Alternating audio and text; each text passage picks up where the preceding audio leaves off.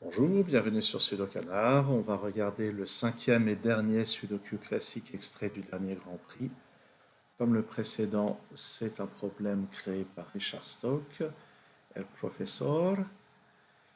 Et celui-ci, je l'ai tenté pendant le Grand Prix, à un moment où j'étais en pleine confiance et ça m'a fait complètement perdre ma confiance, malheureusement.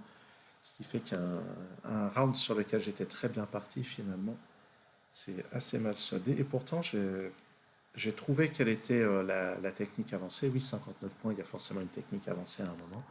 Je l'ai trouvé pendant l'épreuve, mais après, je sais plus, j'ai planté. Bon, allez, on va pas ressasser ça. On va se concentrer un petit peu sur ce qui marche bien. On voit qu'on peut récupérer un 2 dès le début ici. Avec les deux qui sont là, on peut en récupérer un autre ici. Ce qui fait qu'il va y en avoir un par là, un par là, un par là. Donc pour le moment, on ne peut pas faire mieux avec les deux. Par contre, il y a les 6 ici. On va placer un 6 là. Il va y en avoir un par là-haut. Avec les 4, il va y en avoir un par là. Bon, celui-ci, j'essaierai pas de faire 100 candidats. Faut pas exagérer. Et ça permet de placer un 7 ici. Donc il va y en avoir un par là.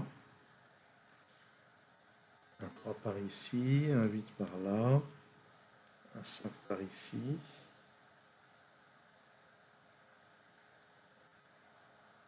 Le 7 va être dans cette colonne. Le 7 va être quelque part par là. Je ne sais pas quelque chose avec les 7 justement.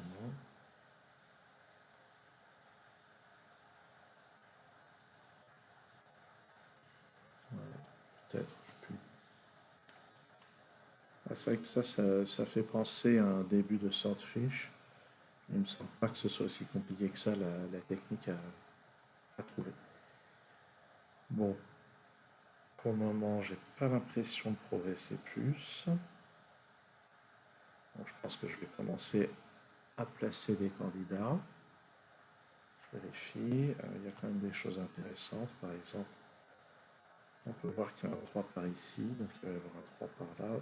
Ce qu'on peut voir de toute façon. Tiens, oui, dans cette colonne, je remarque le 5 et le 8 qui ne sont pas là. Donc, dans cette colonne, le 5 et le 8 vont être là. Ça, c'est intéressant.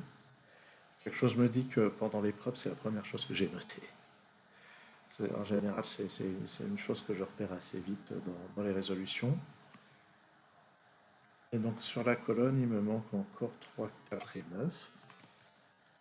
Donc ça, c'est pas un 9.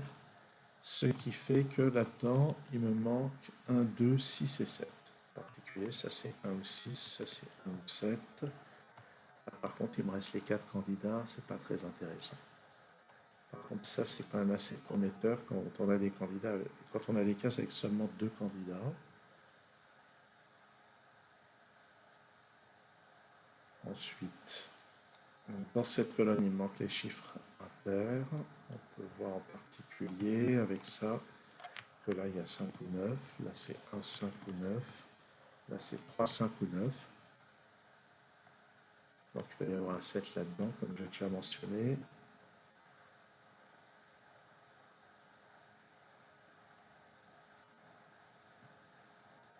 Le 3 va être quelque part par là. 3, 5. Donc, ça, c'est parmi 1, 7, 8, 9. Ça a l'air très prometteur vu comme ça. Sur cette ligne, il me manque 1, 5, 7, 8, 9. Donc, ça, c'est 8 ou 9. Donc sur cette ligne, le 1 et le 7 sont par là. Ah, et c'est là que ça devient intéressant, éventuellement pour le 7. Donc, sur cette ligne, le 7 est par là. Sur cette ligne, le 7 est par là.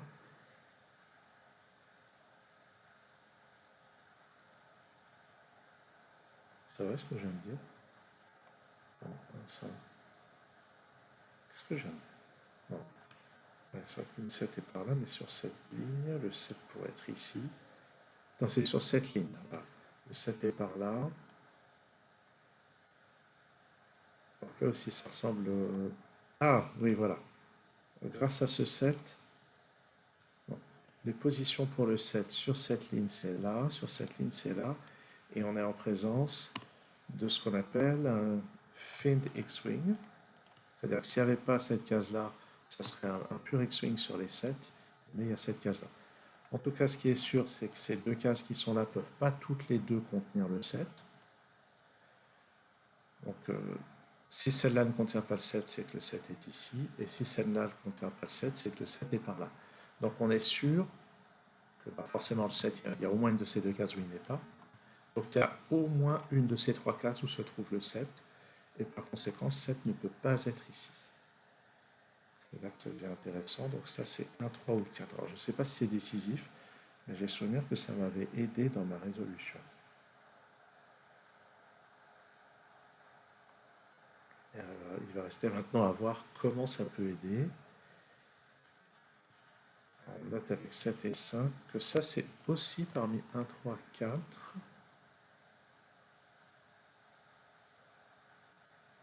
Avec ça, le 5 est par ici. Et avec ça, le 7 est par ici aussi. Voilà, c'est ça. Le 5 n'étant pas là, il est par là.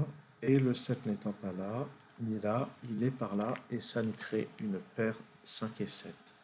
Voilà, ça c'est une chose. J'ai souvenir que ça m'avait pris beaucoup plus de temps pour le déterminer pendant l'épreuve. Et que ça m'avait donné ce 1 puis ce 6. Et c'est après ça que j'avais fait n'importe quoi. En tout cas, dans ce bloc. Donc, puisque là, il y a 3, 4 et 9, ça c'est 2 et 7. Et par ailleurs, grâce à cette paire 5 et 7, ça c'est parmi 1, 3 et 4. J'ai un 6 quelque part par là. Sur cette ligne, il me manque 3, 4 et 9. On peut remarquer que le 3 n'est ni là ni là. Donc il va être là. Ce qui me donne ce 4 et ce 9. Il n'y a pas de 4. Sur cette ligne, il me manque 1, 3 et 8. Donc ça c'est 3 ou 8. Ça c'est 1 ou 8. Ici c'est 4 et 6 qui me manquent. Sauf que c'est pas 4 et 6, c'est 4 et 9. Le 6 est quelque part par là. Ça c'est parmi... Et ah oui, je remarque une chose, c'est que le 1 n'est pas là-dedans. Donc ça c'est un 1. Ça c'est le 3. Ça c'est le 8 qui me donne ce 9. Et ça c'est 6 et 3. Donc 6 et 6, 3 là.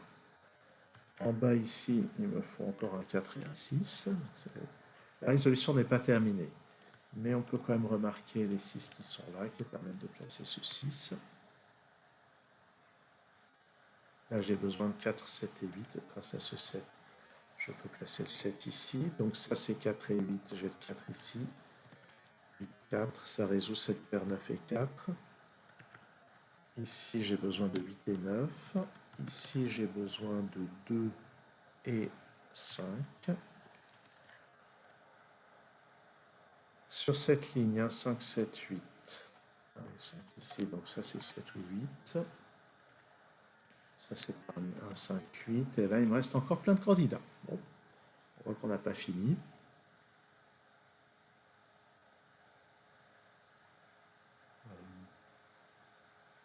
Ça c'est pas un 8. Sur cette ligne, il me manque 3, 5, 7 et 9. Là, j'ai 3 et 7, donc ça c'est 5 ou 9. Là j'ai 9, donc c'est pas 1, 3, 5, 7. Là, il me reste 4 candidats. Par contre, je peux utiliser les 1 qui sont ici pour placer ce 1. Ici, il me manque 3, 8, 9. On a des restrictions. Et on peut voir que ce 3, en fait, dans ce bloc, vient ici. Et que dans ce bloc, le 5 ne peut être que là. Ça me donne le 8. Puis ici, le 9 et le 8. Le 5 n'est pas là. 1, 7, 8 sur cette ligne. Sur cette ligne, il me manque 3, 8, 9. Donc avec ça, j'ai des restrictions. Dans cette colonne, le 7 ne peut plus être que là. Et grâce à ce... Et le 1 ne peut plus être que là, dans cette colonne. Grâce à ce 5, je récupère ce 7, puis 9, 8, 7. 5 ici. Le 8 étant là, ou là, ça c'est 3, ça c'est 9. Ça me donne ce 5 et ce 3. Ce 5 à son tour me donne ce 2 et ce 5. On avance. Sur cette ligne, il me manque le 2, il est donc là. Ça c'est 7, ça c'est 2, que j'aurais pu obtenir aussi grâce à ça. Sur cette ligne, il me manque 4 et 6, grâce à ce 6 et 4 ici. 6 et 4, ce 4 me permet de résoudre tout ça. En bas, ici, il me manque 8 et 9, j'ai le 8. Sur cette ligne, il me manque 5 et 6, et ben voilà. Et on termine avec 9 et 4, ça sera donc 9 ici, 4 là. Voilà, il y avait un petit peu de travail. Il y avait donc... alors, je ne l'ai pas saisi dans un solver pour voir si c'est vraiment ça le chemin logique à trouver. Mais il y avait donc ce find X-Wing sur les 7 qui a permis d'éliminer le 7 de cette case. Après quoi, on trouve cette paire 5 et 7 ici. Après quoi, donc la résolution est complètement directe. Mais oui, c'était pas très simple. C'était pas très simple. Je pense que les 59 points sont bien mérités pour ce Sudoku classique. Merci d'avoir suivi cette vidéo et à très bientôt sur Sudokanar.